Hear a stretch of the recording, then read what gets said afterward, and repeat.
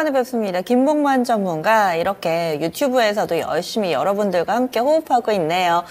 좀 더 자세한 이야기는요. 유튜브 토마토 증권통 채널 들어가 보시면 보실 수가 있습니다. 김봉만 전문가 이 온라인 공개 방송 함께 해주시고요. 그러면은 저희는 종목 진단해 보겠습니다. 게시판에 올라오는 글들 조금 더 볼게요. 마리아 님도 안녕하세요 하시면서 종목 진단 신청해 주셨고요. 그리고 앞서서 저희가 진단을 했거나 아니면은 혹은 일정 가운데서 진단과 관련된 영상이 있을 경우에는 저희가 따로 게시판에서 안내를 해드리니까 이 부분 참고해 주시고 너무 서운해하지 마시기 바라겠습니다. 많은 분들이 올려주셔가지고요. 저희 첫 번째 종목 상담 전화로 출발해 보겠습니다. 시청자님 안녕하세요. 네, 안녕하세요. 예, 어떤 종목 봐드릴까요? HD 현대 인프라코요. 네, 얼마에 사셨어요? 8,200원에 20%요. 네, 최근에 사셨나요? 아니요, 몇 달 됐어요. 아, 그러면 이제 원금 회복 근처의 움직임을 보여주는 거네요. 네네. 아, 어떤 점이 가장 궁금하세요? 그래서 이게 얼마까지 갈 수 있을까 좀 궁금한데요. 얼마까지 갈 수 있을까? 알겠습니다. 일단 앞으로의 전망 그리고 목표가 이런 부분들 궁금해하시는 것 같은데요. 전화 끊지 마시고 그 이후에도 궁금하신 사항 있으시면 질문해 주세요. 잠시만요. 네. 예, HD 현대 인프라코어입니다. 이 종목 저도 오늘 좀 봤는데 두산밥켓이나 진성TC 이런 건설 중장비 쪽이 오늘 비교적 강했잖아요. 그런데 현대 인프라코어는 많이 가지는 않았습니다. 일단 우리 시청자님은 현재 약간의 수익 구간에 놓여 있으신데 과연 어떻게 대응을 해야 될지 이제 몇 달 만에 원금 회복됐으니까 파는 게 좋을지 아니면은 조금 더 들고 있으면 더 수익을 낼 수 있을지 팀장님 의견 어떠신가요? 네, 우리가 이래서 대장주, 1등주 하는 거 봅니다. 근데 저도 이제 많은 건설기에 관련 종목들을 보지만 누가 과연 앞으로 1등일까는 맞추기 힘듭니다. 1등이라는 거는 매일 바뀝니다. 근데 우리가 과거 패턴을 보면서 이 종목이 많이 움직였었으니까 이 종목 대비해서 상당히 저평가 매력도 조금 없더라도 만약 기술적으로 부담되지 않는 상황이다라고 한다면 우리가 과감히 투자를 해보는 거죠. 그래서 지금 앵커님께서 언급해 주신 종목들의 실적 추이는 다 비슷합니다. 두산 바켓이나 HD 현대 인프라코어나 근데 사실 저는 개인적으로 HD 현대 건설기계를 좋아하거든요. 그래서 이 종목들의 뷰를 보면은 건설기계, 건설 중장비, 포크레인, 굴삭기 이런 것들을 판매를 하고 있는데 실적이 꾸준하게 잘 나오고 있거든요. 근데 그 실적 증가 폭이 엄청 눈에 띄는 건 아닙니다. 전력 설비나 전선 쪽은 정말 엄청나게 인프라 투자나 북미 유럽 단일 공급 계약 났을 때 실적이 굉장히 개선이 되는데 HD 현대 인프라코나 두산 밥켓이나 HD 현대 건설 기기 같은 경우는 전년 동기 대비해서 점진적으로 우상향을 하고 있어요. 그래서 우선 투자가 참 아쉽죠. 우리가 건설 기계든 전력 설비든 비슷하게 보고 있는데 해외에서는 이제 건설 기계보다는 전력 설비랑 전선 이쪽이 더 수요가 많은 겁니다. 근데 이제 우크라이나 재건 관련으로 뉴스가 나왔을 때는 이쪽이 또 주목을 받다 보니까 우리가 히림이나 현대 에버다임이나 해인 이런 종목들 강세를 보여주고 있죠. 그런 종목들 이제 단기적인 관점으로. 그 다음에 해당 종목들이 강세를 보여주고 나면은 HD 현대 인프라코어나 HD 현대 건설기계 이런 식으로 저는 HD 현대 인프라코어가 1등이 아니다라고 말씀드리는 게 가슴이 아프지만 실적이랑 저평가 매력도 그다음에 저피별 관점으로는 이건 당연히 보유를 해야 된다. 근데 내가 이 종목이라는 걸 사가지고 나는 솔직히 1주, 2주 안에 수익이 보는 게 좋아요 라고 하시면 이제 이 종목들보다는 두산 바켓이나 해인 이쪽으로 가는 거고 저는 손절을 잘 못하는데 저평가 매력도 갖고 있고 저는 3에서 6개월 정도 보유할 만한 건설 중장비 관련 종목을 원해요 라고 하신다면 저는 HD 현대 인프라코도 상당히 좋다 그렇게 판단됩니다. 실적 추이는 앞에서 말씀드렸고요. 업종퍼가 115.5인데 현재퍼가 7.20이고 12개월 선행퍼가 5.84입니다. 현재 갖고 있는 주가 수익 비율보다 올해 말에 보여줄 실적 봤을 때는 저평가면 더 커진다는 거죠. 그 다음에 수급 동향 보면은 외국인과 기관의 매수세가 최근에 들어오고 있습니다. 이거는 보면은 요일을 보면 그렇죠. 3월 22일과 3월 25일은 외국인과 기관의 매도세가 나왔는데 이때는 반도체가 강했습니다. 그 다음에 반도체가 약한 날은 이제 이 건설 기계 쪽으로 들어오는 거예요. 그래서 오늘도 이제 매일매일 시장 브리핑 챙겨보시겠지만 반도체 쪽으로 수급이 몰릴 때는 반도체가 아닌 종목들이 좀 밀리고 반도체가 수급이 퍼질 때는 그 주변 종목이 강세를 보인다. 물론 오늘 삼성전자나 SK하이닉스는 좋은 모습 보여줬지만 반도체 중소형주도 많이 쉬었거든요. 그런 자금들이 이제 건설 기계나 뭐 전력 설비, 전선 쪽으로 왔다. 그렇게 보시면 좋을 것 같고 HD 현대 인프라코어 관련해서는 리포트가 꽤 나왔습니다. 뉴스 나왔고요. 유럽을 타깃으로 한 리튬 인산철 파워 배터리 팩을 장착한 제품군이 확대가 된다고 한답니다. 우리가 건설 기계나 전력 설비 이런 것들이 유럽이랑 미국에 수출이 많이 될 건데 특히 그들은 어떤 제품을 살 것이냐 이 부분이 중요합니다. 우리가 건설 중장비는 당연히 디젤 엔진을 갖고 있는 게 있고요. 친환경 2차전지 배터리를 갖고 있는 게 있는데 유럽에서는 2035년까지 그런 디젤 엔진을 없애겠다고 했습니다. 이거는 이제 HD 현대 인프라코어한테는 좋은 거고 2차전지한테는 다시 좋아진 거예요. 왜냐하면 많은 분들 아시겠지만 유럽이 2030년까지 이 디젤 이제 화석 연료 엔진 없애겠다고 했는데 이제 35년을 뒤로 미뤘죠. 그러면서 2차전지가 쉬었어요. 근데 이 2035년까지 디젤 엔진을 장착한 어떤 건설 중장비나 차량을 안 받겠다라고 하니까 그게 HD 현대 인프라코어한테는 좋은 모멘텀이 될 거다 그렇게 판단됩니다. 하지만 아직도 대장 섹터가 반도체 2차전지에 있다 보니까 아직은 이런 건설 중장비까지 수급이 들어오지 않은 것 같습니다. 하지만 추세 좋고 수급 좋으니까 지금 당장 뭘 어떻게 하실 필요는 없다 좀 말씀을 드리도록 하겠습니다. 제가 트레이딩 스탑 구간은 8,350원 잡아드릴게요. 8,350원 이탈하면은 전량 수익 청산하시고 비중 20%보다는 5% 나중에 매수해 보시는 게 좋을 것 같습니다. 전력 설비랑 건설 중장비 이거는 중장기적인 수익 이상의 관점으로 봤을 때는 뗄래야 뗄 수 없는 섹터로 보입니다. 1차 목표가는 제가 8,900원 말씀드리고요. 2차 목표가는 10,000원 잡고서 한 수익 관점으로 한 달에서 석 달가량 지켜보시면 좋을 것 같습니다. 그러면 5% 추가 매수는 당장인가요? 아니면 좀 조정을 기다릴까요? 일단 20%는 올라가면 이제 5%씩 나눠 파시고 8,350원을 이탈하면은 전량 매도했다가 재매수 타점은 제가 8,100원부터 7,900원까지 잡아드리도록 하겠습니다. 네, 시청자님 저희 꼼꼼하게 가격 전략 세워드렸는데요. 추가 질문 있으세요? 아니요, 감사합니다. 잘 수익 내고 나오세요.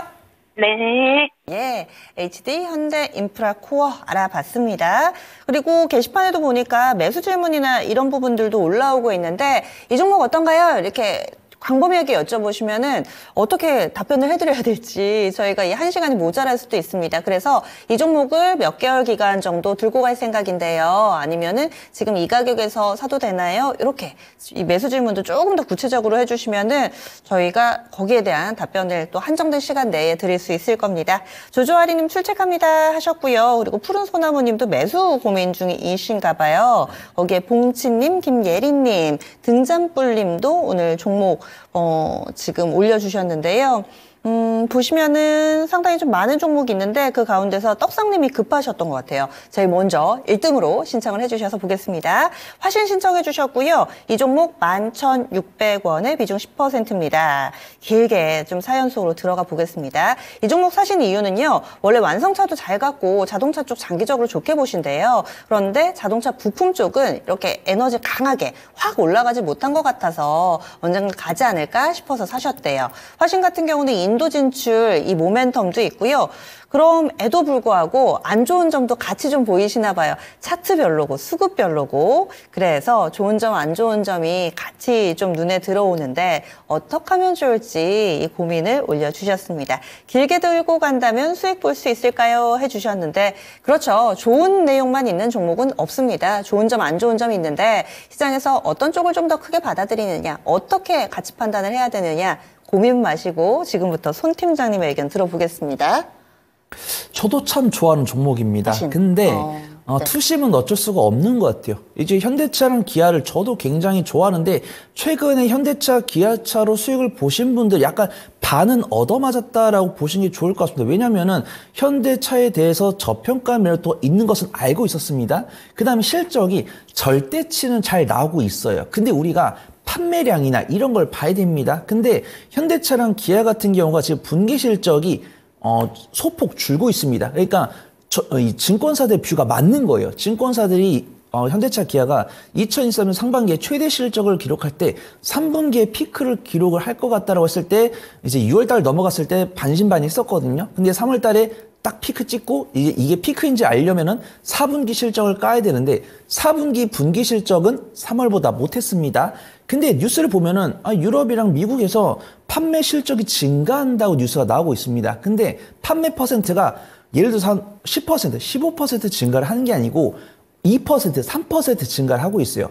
판매 대수가 늘어나는 건 칭찬을 할 일인데 여기 더군다나 환율이 떨어지고 있다는 거죠. 옛날에 우리가 현대차가 이제 2024년 상반기에 이제 실적이 잘 나올 때 판매 대수는 줄고 있었는데 그때 환율이 1,400원이 넘었었습니다. 근데 지금은 환율이 1,340원까지 떨어졌어요. 그러면 작년 동기 대비해서 판매 대수는 3% 늘었는데 환율이 6%, 7% 떨어졌습니다. 그러면 현대차랑 기아는 실적이 늘어날까요? 줄어들까요? 줄어드는 게 맞다라는 거죠. 하지만 그런 것들을 체크를 하더라도 주가 수익률이 너무 낮다라는 겁니다. 지금 화신 같은 경우는 업종포가 13.77이고 현재포가 5.03이고 12개월 선행포가 4.18입니다. 현재 보여준 2023년 연간 실적을 기준으로 보여준 실적도 저평가인데 올해 말 실적을 봤을 때는 저평가보다 더더욱 커진다는 것이죠. 이런 것들은 결국 투자자분들께 종목 상담 신청해 주신 분께 위로밖에 안 됩니다. 왜냐하면 내가 이 종목이 저평가인 거 알고 실적이 잘 나오는 거 알아. 근데 이미 우리는 이 성장 섹터가 너무 변동성이 크다 보니까 이쪽부터 보는 거죠. 근데 현대차랑 기아 같은 경우는 역시 업종대 저평가를 또 갖고 있고 저 PBR 관련을 갖고 있는데 1월 말이 분기점이었죠. 1월 말 이후로 강하게 상승했습니다. 그게 실적 때문이었나요? 주주 환원 때문이었죠. 배당률을 올리고 자사주를 매입을 한 다음에 자사주를 소각을 한다고 했습니다. 근데 자동차 부품주 중에서 그런 이야기를 한 기업이 하나도 없습니다. 화신 같은 경우도 이제 제가 자꾸 이제 부정적인 이야기를 드리고 있는데 실적은 결국 주가를 반영한다. 내가 만약에 우리 시청자분께서 뭐 이번 주에 샀다. 이번 주에 샀는데 사실 이번 주에 샀다라고 하면 제가 혼내드릴 거예요. 왜냐면은 뭐 반도체나 2차 전지 이렇게 변동성이 강한 종목들이 있는데 차라리 외국인과 기관이 접근을 하고 있는 현대차랑 기아를 샀으면 그럴 텐데 외국인과 기관이 팔고 있는 걸 알면서도 샀다? 이건 조금 혼나야 됩니다. 근데 외국인과 기관이 팔고 있는 거를 안다고 하셨어요. 근데 최근 단기간에 매수하신 게 아니고 뭐 석 달 전에 몇 달 전에 사셨다고 하니까 수익 볼 수 있는 기회가 있다고 했었는데 현대차랑 기아가 워낙 잘 가다 보니까 내가 조금 더 수익 보려다 매도를 못 하신 게 아닌가 판단돼요. 그래서 이 화신의 차트를 보더라도 이제 1월 말부터 2월 달에 살짝 올랐죠. 이때가 현대차랑 기아가 강하게 상승하면서 혹시 자동차 부품주들도 주주하는 정책을 내놓지 않을까 이런 기대감이 올랐던 걸로 판단됩니다. 근데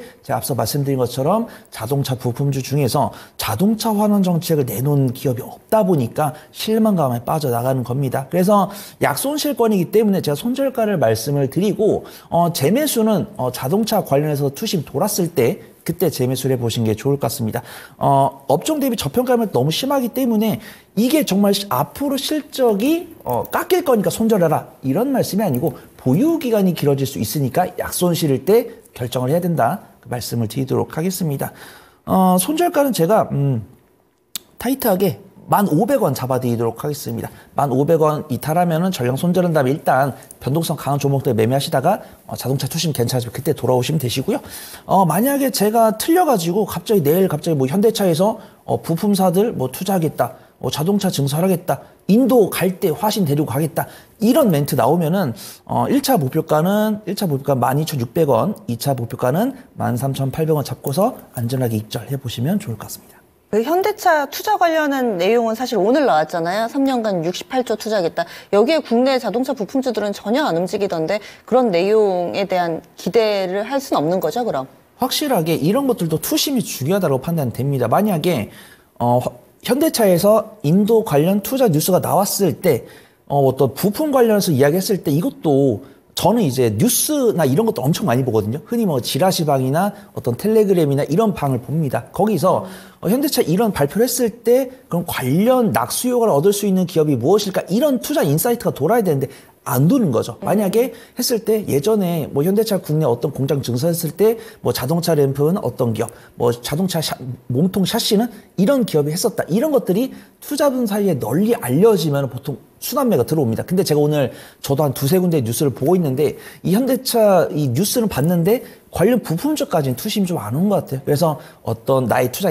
인사이트랑 매매는 조금 좀 별개 영역이니까 투심 도는 모습을 확인해 보셔야 될 것 같습니다. 예, 이렇게 해서 화신 살펴봤습니다. 지금 뭐 약손실 구간 정도에서 좀 마무리를 짓는 게 좋지 않을까, 아니면 시간 투자를 좀 하실 수가 있어서요. 이 회사가 나쁘다는 게 아니라 지금은 이 화신의 시대는 아니다, 지금 타이밍은 아니다라는 관점입니다. 그래서 조금 더 탄력적인 종목으로 대응을 해보시면 어떨까. 아래쪽으로는 타이트하게 1,500원이고요. 위쪽에 목표 주가 12,600원, 13,800원 두 개의 분할 매도 가격 잡아드렸으니까 참고해 주시죠.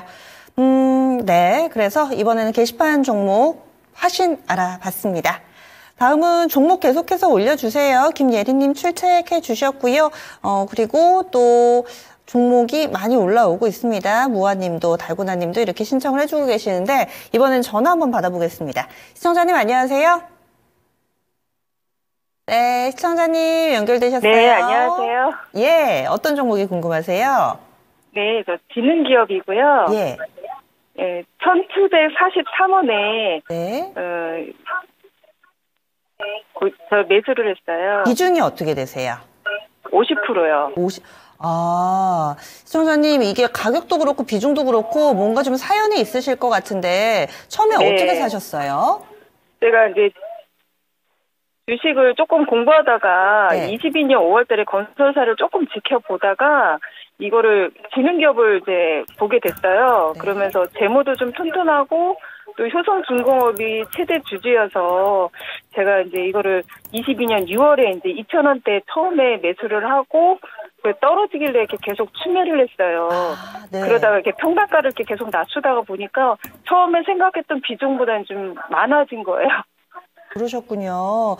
그 사이에 계속 추가 매수만 하셨지, 만약에 손절을 해서 빠져나온다거나 이런 생각은 안 해보셨어요? 네, 제가 조금 손해가 너무 많아서 겁이 나더라고요. 그러시군요. 요즘 지능기업이 사실은 최근 들어서 뉴스가 어제 오늘 하나가 좀 있어가지고, 조금 전에 최대주주 효성중공업을 얘기해 주셨는데, 효성중공업이 지금 지분 팔고 나가느냐 마느냐와 관련해서 지금 이슈가 좀 있는 상황인데, 과연 어떻게 해야 될지, 시청자님이 지금 고려하고 계신 방법이 혹시 있으세요? 이거를 제가 계속 가지고 가야 될 건지 아니면은 눈물을 머금고 팔아야 되는 건지 지금 네. 고민이에요. 알겠습니다. 아마 중대 결정이 될 것 같습니다. 비중 50%는 또 상당하니까요. 저희가 최대한 좀 나은 방법을 고민을 해볼게요. 끊지 마세요, 일단. 네. 예. 지능 기업입니다. 초반에 공부할 때는 이런 실수들을 다들 합니다. 그리고 그때는 뭔가 내가 잘못했나 보다 이렇게 판단하기보다는 계속 추가 매수해서 평균 매수 단가를 낮추는 경험 다들 한 번쯤은 있으실 거예요. 오래됐습니다. 2022년부터 이 지능 기업과의 어려운 싸움을 해 나가고 계신데, 거래도 많이 안 붙고 움직임도 별로 없어가지고요. 지금 손실폭이 40% 정도 나오거든요. 어떻게 할까요?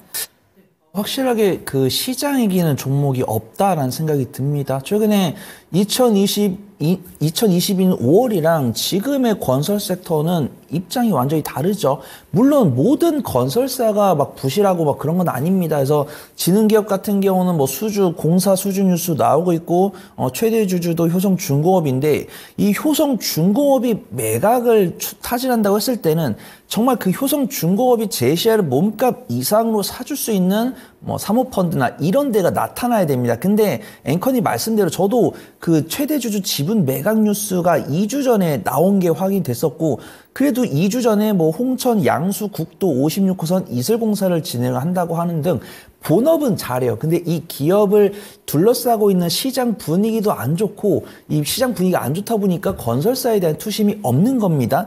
일단 딱 재무만 봤을 때는 지능기업은 공격할 게 없어요. 업종퍼가 6.18이고 현저퍼가 3.26이니까 지금 업종 대비 저평가 매도를 갖고 있습니다. 근데 건설사 입장에서 사실 저 PBR, 그 다음에 저퍼가 아닌 종목이 없어요. 근데 겉표면으로는 이렇게 되어 있는데 PF는 아무도 모릅니다. 뭐 태형건설이 거래 정지될 줄 몰랐죠. 그 다음에 GS건설이 이렇게 철근 빼가지고 지을 줄 몰랐죠. 근데 이제 제가 이런 얘기를 하고 싶지 않은데, 이제 술자리 가다 보면은 이제 현업자들이 있잖아요. 그쵸. 저도 뭐 LG 에너지 솔루션에서 근무하는 친구 있고, 어떤 제조업에서 근무하는 친구 있고, 어떤 건설업에서 근무하는 친구가 있는데, 태형 건설에서 근무하는 친구가 이직 준비를 하고 있다고 합니다. 그래서 왜 그랬더니 이제 너한테 말을 못하지만 PF가 생각해보면 PF가 건설사랑 금융이랑 이렇게 1대1로 있는 게 아닙니다. 이것도 파생 상품이 엄청 많아요. 그래서 뭐 CMO나 뭐 CDO나 CA로 이런 상품들 많이 들어보셨을 건데 이게 하나가 터지면 이거를 보증한 기업도 터지고 이 상품을 산 기업도 터지고 이렇게 연쇄적으로 터집니다. 그래서 중국이나 뭐 이런 데서 지금 터지고 있는데 우리나라는 아직 그런 것들은 없지만 이런 것들이 자꾸 발생하면서 태형건설이 거래 정지가 되고 있고 GS건설이 이런 게 터지다 보니까 이제 건설 섹터 관련해서 투심이 얼어붙은 겁니다. 근데 이런 것들은 내부 정보이기 때문에 전 몰라요. 지능기업이 뭐 이런 이슈가 있을 것이다 이런 거 모르겠고 건설업계 현업에서 일하는 친구들 이야기를 들어보면 상장되지 않은 중소 건설사들 정말 힘들다 이런 얘기를 많이 하고 있기 때문에 조금 조심을 해야 된다. 근데 지능기업은 일단은 본업은 잘하고 있고 효성중공업이 좀 끌고 가주면 좋겠지만 이 지분을 넘기는 것은 아쉽지만 만에 하나 이 지능기업의 지분을 뭐 주주환원 정책이 나올 수도 있죠. 주주환원 정책이 나오거나 이 지능기업의 효성중공업이 갖고 있는 비중을 큰 값에 사준다. 이런 투자분들이 나타나 주면은 좀 단기적 슈팅이 나올 수 있지 않을까 그렇게 좀 판단을 해보도록 하겠습니다. 현재가로 매도를 하시기보다는 이렇게 슈팅이 나왔을 때 비중을 줄이시는 게 좋아 보입니다. 제가 손절가는 조금 너프하게 잡아드릴게요. 950원 손절가를 잡아드리고요.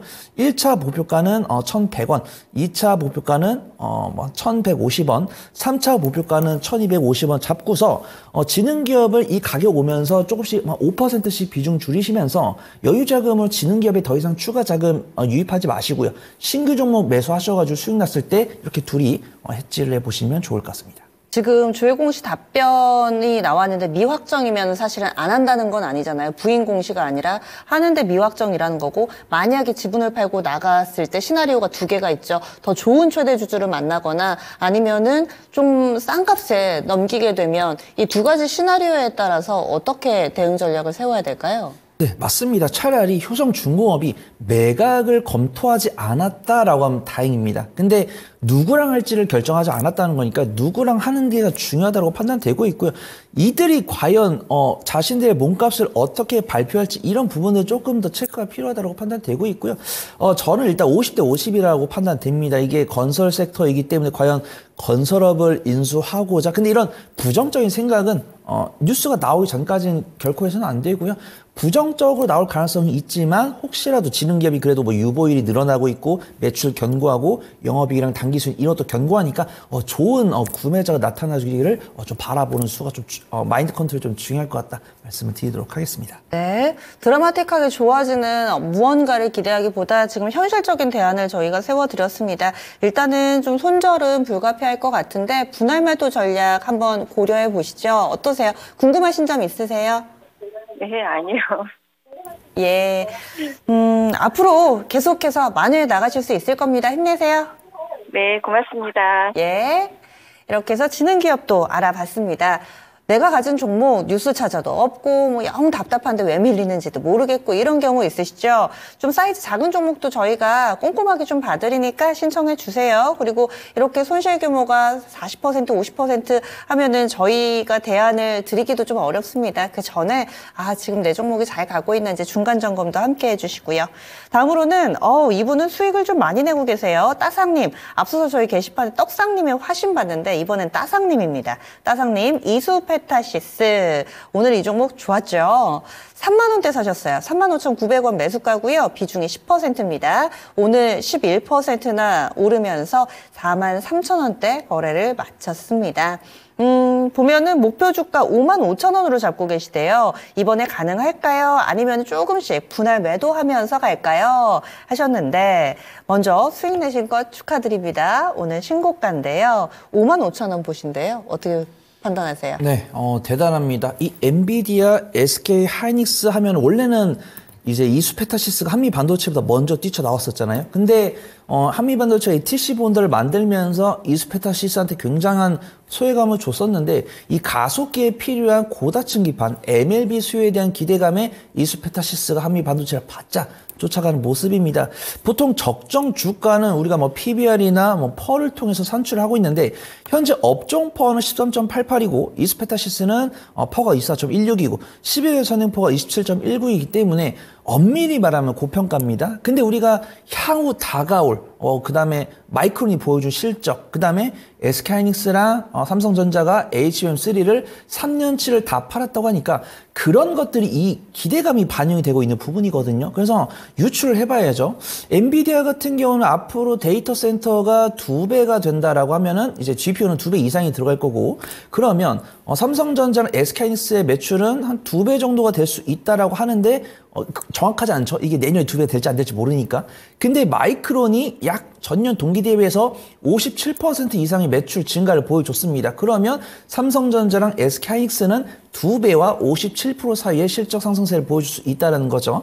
그러면 이수페타시스 같은 경우는 현재 12개월 선입표가 27.19인데 50%의 멀티플을 더 줄 수 있다라고 판단되는데, 이거는 중장기적인 관점입니다. 그리고 엔비디아가 이 데이터 센터에 들어간 GPU를 SK하이닉스한테 전량 주지도 않을 거죠. 그러면은 2배 중에서 약 15에서 20% 준다라고 한다면 마이크론이 보여준 실적에 근사하게 좀 SK하이닉스가 실적이 나올 수 있다라고 판단되니까, 이수페타시스 같은 경우는 현 위치에서 대략적으로 20%에서 40%의 멀티플을 줄 수 있으면 기대 수익률을 20%에서 40% 잡을 수 있는 거죠. 그래서 현재 이수페타시스 주가가 44,000원이라고 봤을 때는 약 보수적으로 봤을 때는 8,000원 정도, 그 다음에 많이 줬을 때는 약 한 16,000원 정도 줄 수 있다라고 보고 있고요. 그러면 저는 목표가 밴드는 대략적으로 약 49,000원에서 58,000원 정도 잡을 수 있다, 그렇게 판단됩니다. 근데 이것도 제가 6개월 뒤, 1년 뒤 가격인데,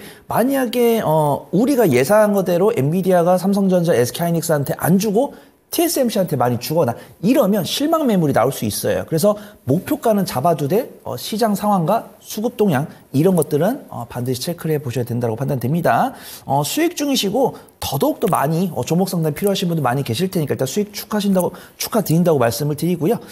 TS 구간은 제가 42,000원 잡아드리도록 하겠습니다. 42,000원 이탈하면은 전량 매도하셨다고 눌림목에서 다시 잡아보시면 좋을 것 같고요. 제가 1차 목표가는 아까 49,000원 말씀드렸나요? 48,000원, 49,000원 정도. 2차 목표가는 57,000원, 58,000원 잡고서 상담 빠르게 마무리해 보도록 하겠습니다. 그러면은 결국에는 55,000원 우리 시청자님은 목표가로 하고 계시는데 분할 매도 전략이 좋다라고 보시는 거죠?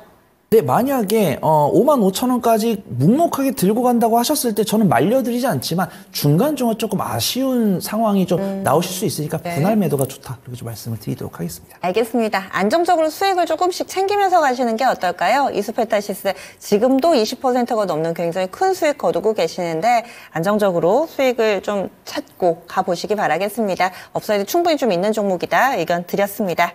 앞서서 저희가 지능기업 봐드렸는데 이 종목이 거래가 많이 안 돼서 신청도 사실 자주 안 올라온다고 생각했거든요. 장지연 님도 비슷하게 보유를 하고 계신가 봐요. 이렇게 또 내 종목이 아니더라도 다른 분들의 종목을 통해서도 많이 좀 도움 얻으실 수 있습니다. 좀 전에 이수페타시스는 달고나 님도 들고 계시네요. 37,000원대 사셨다고 하셨는데 가격 구간이 얼추 비슷하고 두 분 다 수익 구간이시니까 조금 전에 저희 진단해드린 내용 참고해 보시면 되겠습니다. 목표 주가는 49,000원에서 58,000원 사이 정도에서의 분할 매도 전략 제시가 됐습니다. 이어서 종목 더 볼게요. 장봉근 님이 이노메트리 신청하셨네요. 오늘 종목은 굉장히 이슈가 많이 되고 거래가 터지는 종목 혹은 거래가 완전히 메말라 붙은 종목 이렇게 해서 두 종류 크게 좀 양분화되어 있는 것 같은데 이노메트리도 진단 신청이 거의 자주 들어오는 종목은 아닙니다. 13,000원에 사셨고요. 비중이 25%입니다. 상담 부탁드립니다 하셨는데 오늘 뉴스가 있었습니다. 2차전지 관련해서 호재 나오면서 들썩이는 듯 했는데 윗꼬리가 달렸습니다. 그래서 우리 시청자님이 근래에 사셨을까요? 일단은 뭐 아주 약간의 손실 구간이시거든요. 이럴 때는 사실 파는 것도 부담스럽지는 않습니다. 꾸준히 가져가는 것도 역시나도 좋을 수 있는데 어떤 식으로 대응을 해야 될까요? 이노메트리. 네, 조금 더 들고 가 보시면 좋을 것 같습니다. 저는 이노메트리를 좀 개인적으로 좀 좋아하는 종목이고요. 약간 이 기업이 하고 있는 업무가 조금 범용성이 넓어서 안정적으로 수익을 내기가 좋습니다. 어떤 소재나 부품 관련 종목들은 원자재가에 따라서 실적이 등락폭이 있는데 이제 장비 같은 경우는 조금 범용성이 있죠. 거기다가 그 어떤 공정에만 특화된 장비는 또다시 매출처의 이제 좀 변동성이 있습니다. 하지만 엑스레이 검사 장비 같은 경우는 반도체에도 쓰일 수 있고 2차 전지에 쓰일 수 있기 때문에 다양한 매출처에 다양한 실적이 나오는 기업입니다. 그래서 이노메트리 같은 경우는 이제 엑스레이를 통해서 비파기의 자동 검사 장비를 영위를 하고 있는데 2차 전지 관련했을 때는 뭐 LG 에너지 솔루션이나 삼성 SDI 같은 든든한 전방 매출처를 보유하고 있습니다. 그 다음에 실적 보면은 매출과 영업이익이 점진적으로 증가를 하고 있죠. 장비 기업들도 개인적으로 견조한 실적을 보여주고 있고 소재 기업들은 등락폭이 있는 거, 그 다음에 장비 2차 전지 장비 기업 중에서 특히 견조한 흐름을 보여주고 있습니다. 그 다음에 2차 전지 관련 종목들이 이제 바닥을 다진 과정 속에서 전고체 관련 종목들이 강세를 보일 때 이제 전고체 소재를 개발하고 있는 종목들이 강세를 보여준 다음에 삼성 SDI가 언급을 하면은 그 관련 종목들이 낙수 효과를 얻는 모습들이 확인되고 있습니다. 앵커님 말씀을 해주신 것처럼 이노메트리가 삼성 SDI의 우수 협력사로 선정이 됐기 때문에 이노메트리에 대한 단일 공급 계약 이런 것들이 견조하게 나올 가능성이 상당히 높다. 그 좀 말씀을 드려보도록 하겠습니다. 이노메트리 같은 경우 시가총액이 1264억이죠. 그렇게 무거운 종목 아닙니다. 우리가 알고 있는 뭐 PNT나 뭐 하나기술이나 CIS 이런 종목들은 뭐 시총이 4천, 6천, 8천 이 정도까지 많이 올라갔는데 이노메트리는 1264억 원 굉장히 좀 가벼운 움직임을 볼 수 있는 종목이다. 이렇게 좀 보고 있고요. 뉴스 나왔을 때 단기적 슈팅 나온 다음에 변동성이 강하니까 윗꼬리가 달려있지만 수급동이 나쁘지 않습니다. 최근 5거래 수급동향 보니까 3월 25일을 제외하고는 모두 다 외국인 투자가들의 순매수가 들어오고 있기 때문에 요 21선을 지지할 가능성이 상당히 높다. 그걸 좀 판단해 보도록 하겠습니다. 그래도 혹시 제가 틀릴 수 있으니까 손절가는 잡아 드릴게요. 제가 손절가는 11,800원을 잡아 드리고요. 1차 목표가는 14,000원, 2차 목표가는 15,000원 잡고서 만약에 2차 전지에 대한 투심이 상당히 개선이 되면은 15,000원 이상도 볼 수 있을 것 같다. 좀 말씀을 드리도록 하겠습니다. 네, 이노메트리 체크해 봤습니다. 이 종목 2차 전지 얘기할 때 자주 언급되지는 않지만 비교적 탄탄한 매력적인 종목이다. 기존에도 손 팀장님이 좀 자세하게 평소에도 보던 종목이어서 이렇게 좀 알려주신 것 같아요. 그리고 앞서서 제가 이수페타시스 오늘 파셨다고 수익 잘 내고 파셨다고 글을 올려주셨는데 제가 이 매수 가격만 보고 이렇게 또 얘기를 좀 잘못 전달 드렸어요. 그래서 매수가 다시 재접근하신다고 우리 달고나님이 그렇게 해서 올려주신 건데 제가 아래 내용을 지금 봤습니다. 역시 한국말은 끝까지 봐야 되는 것 같아요. 달고나님이 또 감사합니다 이렇게 해서 이야기 올려주셨고요. 그리고 김재인님 종목 신청해 주셨고 앞에도 무한님도 그렇고 종목 많이 좀 올려주고 계시네요. 다음으로는요 현대로템 한번 보겠습니다. 방산주들 요즘 뭐 신고가도 많고 하는데 현대로템 쭉 못 간다 싶기도 합니다. 리성님께서요 이 종목을 36,600원에 사셨고 비중이 20%입니다. 수은법 통과됐고 또 눌림목이라고 생각해서 그래서 매수를 하셨대요. 수급까지도 점검을 하셨네요. 외국인 기관 프로그램까지 연속 매수가 강합니다. 그런데 중장기적으로 다 괜찮은데 목표가 얼마까지 보면 좋을까요? 라고 이야기를 해주셨는데요. 현재도 수익 잘 내고 계세요. 10% 중반의 수익 구간에 있으신데 현대로템 이 종목은 앞으로 어떻게 움직임을 좀 나타낼지 사실 물론 수익 구간이시기는 한데 이 종목이 다른 방산주 대비로 좀 덜 갔잖아요. 직전 고점 넘어설 수 있을지 어떻게 좀 보시나요?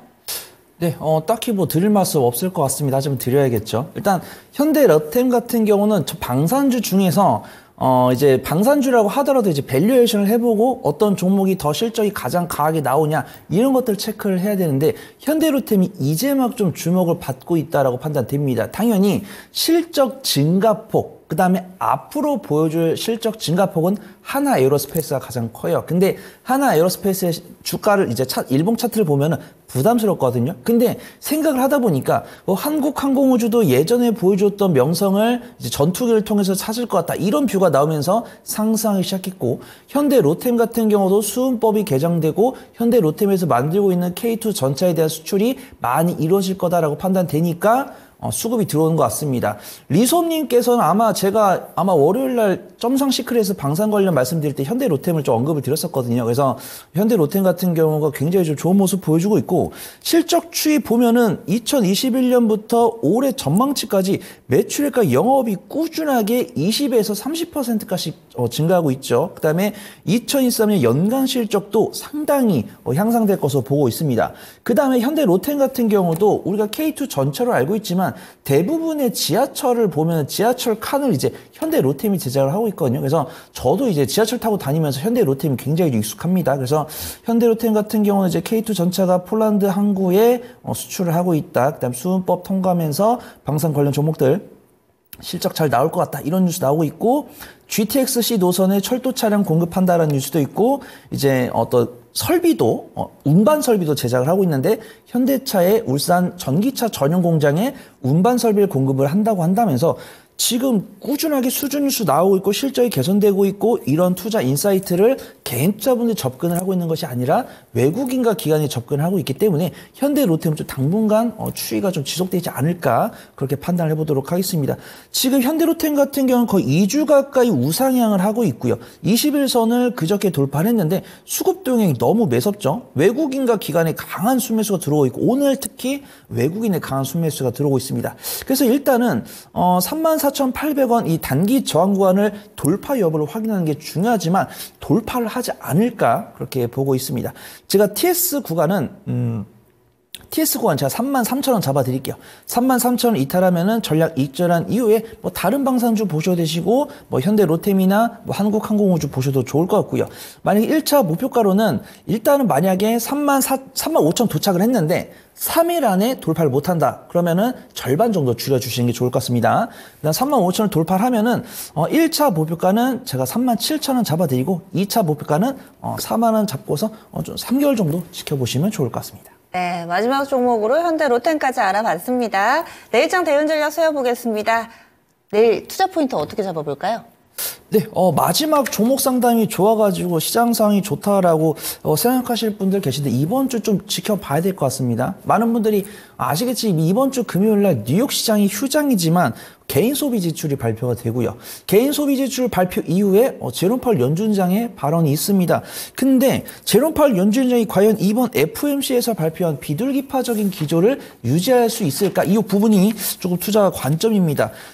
물론 이번 미국 대선에서 트럼프 전 대통령이 된다는 건 아닌데 이분들이 이제 러닝메이트를 뽑잖아요. 내가 대통령이 되면은 누구를 뭐 연주장에 앉히고 누구를 어디 앉히겠다. 이런 부분이 있는데 트럼프 전 대통령 같은 경우는 자신이 대통령이 되면은 연준 의장에 케빈 워시 전 이사를 세우겠다고 했습니다. 근데 이 케빈 워시 이사가 지금 제롬 파월 연준 의장이 물가도 잘 안 잡히고 자산 가격이 과열이 되고 있는데 경제 괜찮다라고 약간 좀 이렇게 언론은 이야기를 하고 있다. 이런 이야기를 해요. 그래서 저는 이거에 대해서 반은 동의를 하고 있고 반은 동의를 안 하고 있는데 왜냐면은 비트코인과 같은 가격이 뭐 1조가 넘어가고 있고 우리가 이제 밸류에이션을 하잖아요. 뭐 성장 섹터는 밸류에이션을 왜 하냐 이렇게 보시는 분도 계시겠지만 나의 유일한 안전벨트가 될 수 있는 건 적정 주가를 산출을 하는 겁니다.